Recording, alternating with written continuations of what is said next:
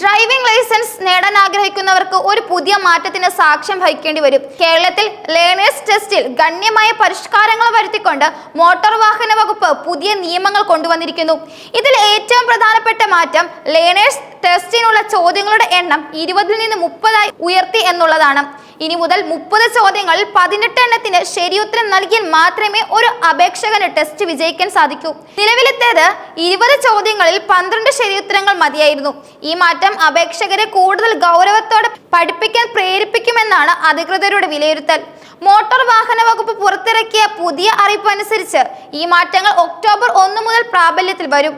ചോദ്യങ്ങളുടെ എണ്ണം കൂട്ടിയതിനൊപ്പം ഓരോ ചോദ്യത്തിനും ഉത്തരം നൽകാനുള്ള സമയം 15 സെക്കൻഡിൽ നിന്ന് 30 സെക്കൻഡായി വർദ്ധിപ്പിച്ചിട്ടുമുണ്ട്. ഇത് അപേക്ഷകർക്ക് ചോദ്യം മനസ്സിലാക്കി ശരിയായ ഉത്തരം തിരഞ്ഞെടുക്കാൻ കൂടുതൽ സമയം നൽകും.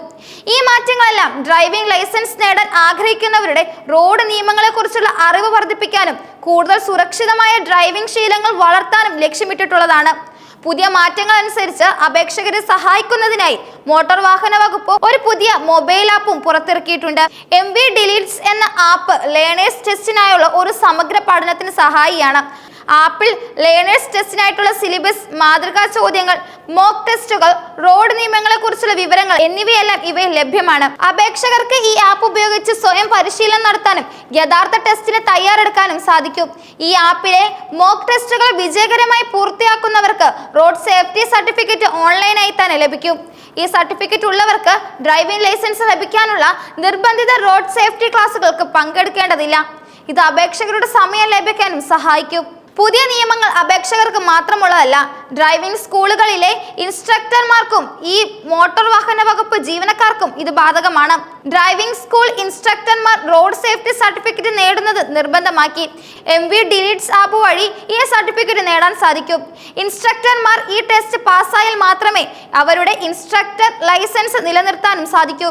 ഇത് ഡ്രൈവിംഗ് പരിശീലനത്തിന്റെ നിലവാരം ഉയർത്താൻ സാധിക്കുമെന്നാണ് പ്രതീക്ഷിക്കുന്നത്. മോട്ടോർ വാഹന വകുപ്പ് ജീവനക്കാർക്കും റോഡ് സേഫ്റ്റി സർട്ടിഫിക്കറ്റ് നിർബന്ധമാക്കിയിട്ടുണ്ട്. ഈ പരീക്ഷാ ഫലം ജീവനക്കാരുടെ വാർഷിക റിപ്പോർട്ടിലും സേവന കാര്യങ്ങളിലും ഉൾപ്പെടുത്തും. ഇത് ഉദ്യോഗസ്ഥരെ റോഡ് സുരക്ഷാ നിയമങ്ങൾ കൂടുതൽ ഗൗരവമായി കാണാനും പ്രേരിപ്പിക്കും. പുതിയ MV ഡിലീറ്റ്സ് ആപ്പ് ഡൗൺലോഡ് ചെയ്യുന്ന വിദ്യാർത്ഥികൾക്ക് സ്വകാര്യ KSRTC ബസ്സുകളിൽ യാത്രാ ഇളവുകൾ നേടാനുള്ള അവസരമുണ്ട്. ആപ്പിൽ ലഭ്യമായ QR കോഡ് കാണിച്ചാൽ വിദ്യാർത്ഥികൾക്ക് യാത്രാ ഇളവ് ലഭിക്കും.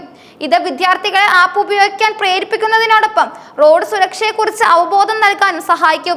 ഈ മാറ്റങ്ങളെല്ലാം ഡ്രൈവിംഗ് ലൈസൻസ് നേടുന്ന പ്രക്രിയയെ കൂടുതൽ കാര്യക്ഷമമാക്കാനും റോഡുകൾ കൂടുതൽ സുരക്ഷിതമാക്കാനും സഹായിക്കുമെന്നാണ് മോട്ടോർ വാഹന വകുപ്പ് കരുതുന്നത്. പുതിയ പരിഷ്കാരങ്ങൾ ഡ്രൈവിംഗ് പരിശീലന മേഖലയിൽ വലിയ മാറ്റങ്ങൾ കൊണ്ടുവരുമെന്ന് പ്രതീക്ഷിക്കാം. ഡ്രൈവിംഗ് സ്കൂളുകളും അപേക്ഷകരും പുതിയ നിയമങ്ങളുമായി സഹകരിച്ച് മുന്നോട്ട് പോകേണ്ടതും നമ്മുടെ അനിവാര്യമാണ്. ഡ്രൈവിംഗ് ലൈസൻസ് ഒരു അവകാശമല്ല, ഉത്തരവാദിത്തമാണ് എന്ന് ഈ മാറ്റങ്ങൾ ഓർമ്മിപ്പിക്കുന്നു.